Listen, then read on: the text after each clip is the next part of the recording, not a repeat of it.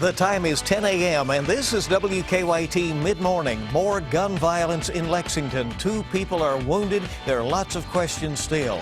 Neighbors say the street where 3 school children were run down has been a problem area for years. And the terrifying moments as a car comes crashing into a storefront.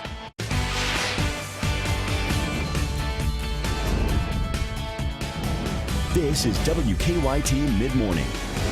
Good morning and welcome in. It is your Friday, October 21st. I'm Bill Bryant. Barbara will be in a little bit later for the noon news and is working a later shift today as well in the evening. It's good to have you along. We have some very chilly conditions out there. Mike and I were talking. We came in, of course, for the early news at 4:30 this morning, and it was cold, but it almost seemed colder when we went out after the morning news. Huh? Absolutely, and I believe it's because the front's now moving through. The wind's starting to crank up just a bit, and not only that, but some cooler, drier air is trying to filter on in.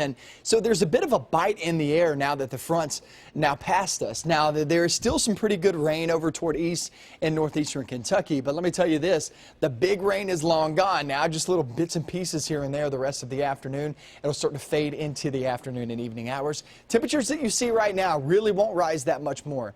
Maybe 2 to 4 degrees, and that's it. So it's going to be chilly all day long. What about your weekend forecast, though? I'll have that coming up. All right, we have a feeling that'll be chilly, too. We'll get to Micah in just a little bit, and first in the news at mid-morning, more gunfire in Lexington. 2 people are in the hospital this morning after police say both were injured in a shooting.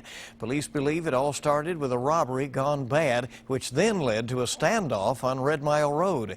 They say 3 people tried to burglarize a home in the Red Mile Road area about 8:30 last night, and at some point shots were fired that wounded the 2 people. Police say they don't know if the 2 were simply victims or if they're somehow suspects in the robbery. A lot being sorted out. We're told an 18-year-old was shot 4 or 5 times. A 22-year-old was also shot. Police say the 18-year-old is in critical condition this morning. The 22-year-old is believed to be stable right now and is in surgery. They have not yet spoken to the shooting victims.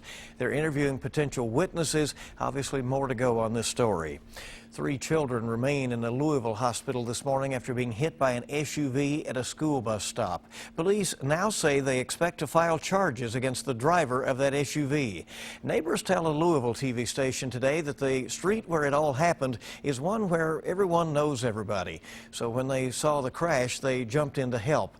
Here's the 911 call that was placed just moments after the crash. There's a baby trapped up under this truck, and we don't know what to do with him.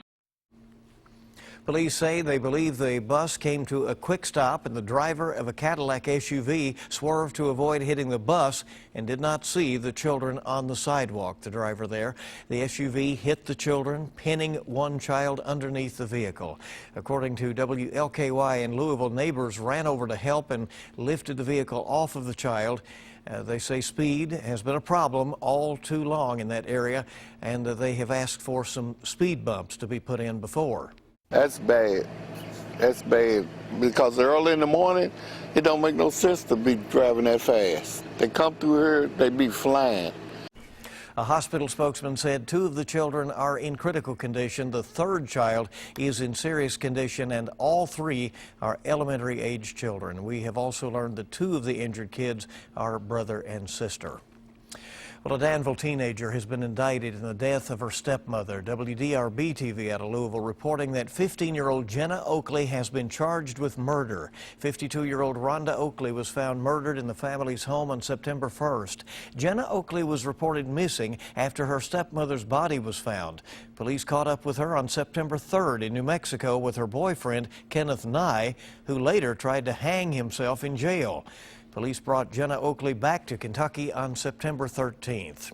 Surveillance video from a Lexington store shows the dramatic moments as a car slammed into the building. That happened yesterday at the AT&T store on South Broadway. I want to warn you, some of this footage could be disturbing to you as we're about to show it. Police say a woman was driving toward downtown when her brakes went out, causing her to lose control. You could see customers and employees frantically trying to jump out of the way. There it is. One employee said he had just sat down with a customer moments before the crash. One customer taken to the hospital did not have life-threatening injuries. The driver was also taken to the hospital to be checked out, obviously shaken up. Store owners say they hope to be back open within a few days. A Kentucky Supreme Court ruling will impact Lexington's new minimum wage ordinance. The court struck down Louisville's minimum wage increase, saying it conflicts with state law and that the city's council overstepped its authority. Lexington city officials say the ruling also invalidates the minimum wage ordinance here. Back in July, the Urban County Council approved raising the minimum wage to $8.20 an hour. Lexington city officials say it is now going to be up to individual businesses to decide whether to keep their minimum wage at $8.20 an hour or lower it back to the federally required level of $7.25. Well, today, striking Jim Beam workers are set to vote on a new contract offering that is aimed at ending a nearly week-long strike. Union officials presented the new proposal to union members yesterday. About 250 Jim Beam workers walked off the job last Saturday. Now the company is promising to hire more full-time workers in an effort to reduce overtime that has some workers putting in 60 to 80 hours a week. Family and friends will say their final goodbyes to 15-year-old Trinity Gay this weekend. Trinity Gay died last weekend after being shot outside a Lexington restaurant. Police have since charged 4 people in connection to the shooting. Trinity's visitation will be tomorrow morning from 9 until noon at Southland Christian Church on Harrodsburg Road. The funeral will follow at noon at the same church. Hillary Clinton and Donald Trump campaign in must-win states today after roasting each other at a Catholic charity dinner in New York. Trump was roundly booed at the event last night for blasting Clinton as corrupt. Clinton attacked Trump for his alleged ties to Russia. Following the final debate this week, the Republican nominee pledged to accept the outcome of the general election if he wins.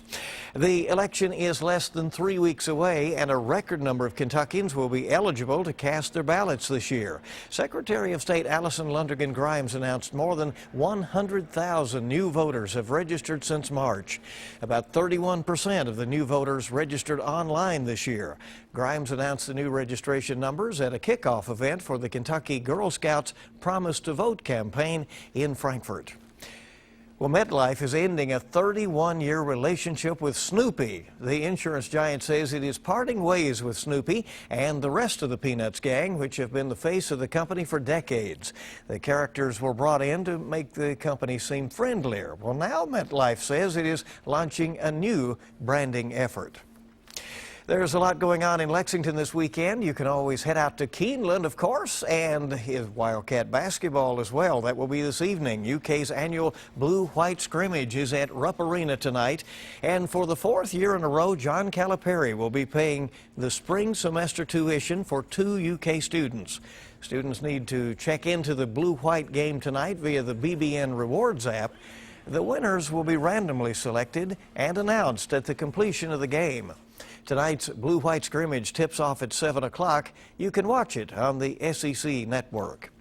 And while Micah's forecast doesn't look ideal for a day at the track, Keeneland will also have an event-filled weekend that will start today celebrating Sea Blue Day. UK students, alumni, faculty, and staff all receive free general admission at the track today. Anyone with a valid UK ID will get access to reserved grandstand seating. Also, the first 200 alumni to present their Alumni Association membership card will receive a special gift. As always, the gates open at 11 and the post time for the first race is at 1:05. All right, keep it here on Mid-Morning on WKYT. A lot more to tell you about on your Friday. You'll find out about a farmer who picked the perfect way to propose to his girlfriend. Also ahead, it was an odd night for superheroes out in Hollywood. And the rain's now moving on out, so that's pushing away from us. But what's funneling back in here is some very, very chilly air. We'll go overnight, maybe even see the 30s. I'll have that coming up next. Now, your zone-by-zone forecast with meteorologist Micah Harris. Basically, what you see outside and what you feel outside right now is pretty much what we're going to be feeling and seeing later on this afternoon. It's not going to change that much. Here's what's happening. The rain is going to move on out. Cooler air filters on in. There's not going to be a lot of sunshine today. Some of us could maybe get a couple of peaks later on, maybe towards, say, sunset. That's where we could get some peaks. But for the most part, cloudy skies, and also looking at some passing light showers as we go through the rest of your day. They're in the low to mid 50s now. We'll finish off in the mid 50s later on this afternoon. We'll focus in on the east right now, and then I'll show you what's going on in the west and show you what we can expect the rest of the day. Still some pretty heavy downpours here and there, especially across Floyd County at this moment. About to roll off into Pike County, Martin County, already seeing that in Lawrence County and also Johnson County. But you can see it's almost out of here. You go up toward Rowan County, heaviest rain is long gone for you guys. You're still getting some rain here and there, especially northern Rowan from, say, Moorhead northbound. Vanceburg, pretty widespread across Lewis County at this moment. But give it another hour or two, and that heaviest rain will be long gone. Then here's the setup. You see these little blips here and there showing up Lincoln County, Laurel County, all the way down to Knox County. That's what we can expect the rest of, I would say, the morning hours into early afternoon, and then we'll see it fade on away. Watch this. Let's go hour by hour. Let me take you through it. Because once we get into the afternoon, it will look much better. Yes, we'll still have cloud cover, but for the most part, we're going to get a lot of that rain on out of here. Here's 4 p.m., mid-50s. Like I said, it's not going to feel that much different later on today. But that rain's starting to move on out. We get into the evening hours for Friday night football. We're talking upper 40s to around 50 degrees. That is going to be cold. Trust me on this. This is the coldest air by far for high school football season that we've had all season long. So just keep that in mind. The coats will be needed. The blankets, the hot cocoa, you'll need that later on this evening out at those football games. Saturday morning, waking up in the 30s. Will we see some frost? More than likely, no. But I cannot rule it out for an isolated spot or two. Typically, we look at that 36-degree reading or below. That's when you could start to get some of that frost to form. But you got to remember, this is no widespread frost. It's still about a week late to actually see on average, our first frost for the fall season. October 14th is when we typically see that first frost. The latest first fall frost was actually back in November 9th of 1922, 94-year-old record. We'll see if we can top that, because next week I really don't see a chance next week of us hitting frost. So if we don't hit it this weekend, we at least got another 7 days added on to that. And like I said, 36 degrees or below is what we really look for. We could have that in some valley spots later on this weekend, off into the morning hours on Saturday. And mid to upper 30s are expected tomorrow morning for everybody. It's just how far down in the mid-30s did we go. So most of this morning rain, it'll move on out, like I said, bits and pieces later on this afternoon, but evening looks pretty good for high school football. It's just going to be downright chilly the next couple of days. And we were talking in the newsroom, really, we've been lulled. It was basically summer-like weather until this week, and so a lot of folks haven't checked on their heaters so forth, and probably be turning those on. So probably a good idea. Do a little inspection before you get going. All right, you could call them 2 peas in a pod, or how about soybeans in a pod? Friends of Leslie Hamilton and Dan Stein had been trying to set them up for a while, but it never happened until the 2 New York farmers ran into each other at a big John Deere dealership. And this week, Dan decided it is time to pop the question. So with the help of his combine and a soybean field, look there, straight out of a country song, Dan mowed out "Marry Me." And of course, Leslie said yes. There he is on bended knee. The 2 are planning on getting married in 2018. So what about that? It all worked out. A classic Broadway comedy returns to the stage, and another Marvel superhero gets the big screen treatment. Suzanne Marquez has your eye on entertainment.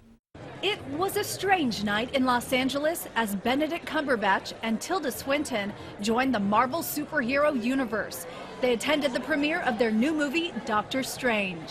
Cumberbatch stars as a neurosurgeon who becomes a powerful sorcerer. Well, a lot of origin stories, I think, have those kind of moments where the normal becomes the super normal, and you kind of ramp up the learning, and that was useful for an actor. Doctor Strange is based on the 1960s Marvel comic books. The character is the brainchild of Steve Ditko, who helped create Spider-Man with Stan Lee. Doctor Strange opens November 4th. It was opening night on Broadway for the classic comedy The Front Page. Nathan Lane, John Slattery, and John Goodman lead the all-star cast in this tale about rival newspaper writers in 1920s Chicago. And Keanu Reeves and Renee Zellweger co-star in the new courtroom thriller, The Whole Truth. Reeves plays a lawyer trying to help Zellweger's son beat a murder rap, but not everything is as it seems. I really feel like the audience gets put into that who's lying, who's telling the truth, who do you like, whose side are you on. The Whole Truth is in theaters and available on demand starting today. That's your Eye on Entertainment. Suzanne Marquez, CBS News, Los Angeles. And keep it here. We'll be back on WKYT Mid-Morning. Tonight's Mega Millions jackpot, $25 million. And tomorrow's Powerball jackpot is $151 million. Welcome back into Mid-Morning on WKYT on your Friday. Despite heavy rain and chilly conditions, several community members marched for peace here in Lexington last evening. The group marched from Higher Praise International Deliverance Temple on South Broadway to Triangle Park. Members of the church organized the walk, which passed by the Cookout restaurant where 15-year-old Trinity Gay was shot and killed last weekend. Organizers say the march was a call to action in hopes of stopping the recent violence across the city. So that the world can see everybody's problems and that they'll understand that it hurts not only the family, but it hurts others around them. And that they should just drop their guns and stop the shooting and the violence. The march ended with the group holding a brief moment of prayer. The Lexington Fraternal Order of Firefighters received a special gift today for an upcoming toy drive. Paul Miller Ford donated a van for the firefighters to use for their annual toy program. Firefighters say they hope to receive a record number of toy donations this year. They say the van will help make sure those toys are delivered. The fire department can't do it without the help of the community, and people like Paul Miller stepping up and letting us use a van and wrapping it for us and letting them have their name outside and helping us get the toys and the donations and stuff is a huge deal. Firefighters say sign-ups for the toy program will begin soon. You'll be able to drop off the toys at fire stations as well as at Paul Miller Ford and some other places around town. John Calipari showed off his humorous side during his annual appearance at the Lexington Rotary yesterday. Coach Cal discussed a number of topics, including the subject of the Wildcat fan base, which he has often referred to as crazy in a fun way. Another moment that left the audience members laughing came when Calipari responded to a Rotarian's question and imitated presidential candidate Donald Trump. Nope, false, not true, no.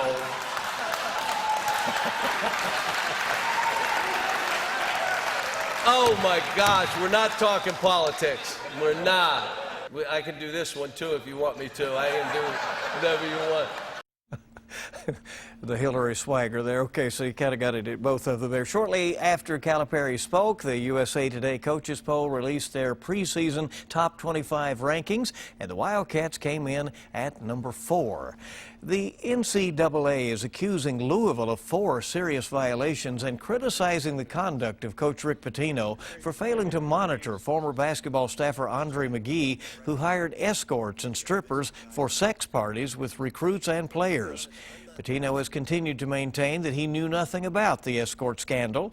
The governing body's report did not, however, mention a lack of institutional control by the university, which is considered the most serious violation in many cases. All right, stay with us on Mid-Morning on WKYT. We're going to check in with the Mr. Food Test Kitchen next, and we'll find out something here good to make for the weekend on this, what's going to be a chilly weekend. We'll be right back. Welcome back into Mid-Morning on WKYT. We've had a cool change out there, but we remind you that pasta salad isn't just for summer. It's perfect for these cooler fall days, too. So from the Mr. Food Test Kitchen, autumn pasta salad filled with rotisserie chicken, apples, and pears. When we think of pasta salad, we typically think of macaroni salad or some kind of twirly noodles tossed with veggies in a light vinaigrette. Well, those are great for summer get-togethers and barbecues. But right now, we need a pasta salad that's more fitting for the season, like this new one we just came up with. We start by boiling some elbow macaroni, just like we always do, and draining it really well. While that sits for a sec, we mix some mayo with a bit of, get this, some maple syrup, a splash of apple cider vinegar, and a little salt, and we set that aside. Now we add some cut-up cooked chicken to our pasta, along with some chopped up fresh pears and apples, a handful of dried cranberries, chopped celery, and to give this some crunch, a good amount of candied walnuts. All this gets tossed with our maple mayo mixture, and it's ready to serve as is. Or we can pop it in the fridge so it can chill for a bit before serving. It's really hard to explain just how good this is. I mean, between the sweet and tart dressing, the crunch of the apples and the pears, the candied nuts, and the heartiness of the chicken, what's not to love? As always, the recipe for our autumn pasta salad is online now and is ready to add some excitement to your table all season long. I'm Howard in the Mr. Food Test Kitchen, where today we found a new fall-like way for you to say, ooh, it's so good. All right, then after that, maybe some stew or soup or chili this weekend. You need it this weekend, Yeah. I mean, if you haven't stepped outside just yet, it is very chilly. If you have noticed that your AC hasn't cranked on, more than likely your heat has. And if you haven't turned that on, you better turn it on because your temperatures are dropping in your house. I mean, we've been in the 80s, Bill, the past few days. Now we're in the 50s. We're dropping at about 30 degrees for your afternoon highs. That's not from afternoon high to the morning. That's afternoon high to afternoon high. So that just shows you how big of a drop we're going to go through today and for your Saturday. Now, the rain will fade today. We'll actually see a pretty nice, in terms of the way it looks, evening in store there for Friday Night Football. Saturday is going to be pretty chilly there for EKU game, UK forecast. We're going to go over all that coming up at noon. About a 50-degree swing between early in the week and tomorrow morning. That's Slow, exactly right? right. Yeah. Thank you so much for being with us. We will have the latest news for you at noon. Have a good day, everybody.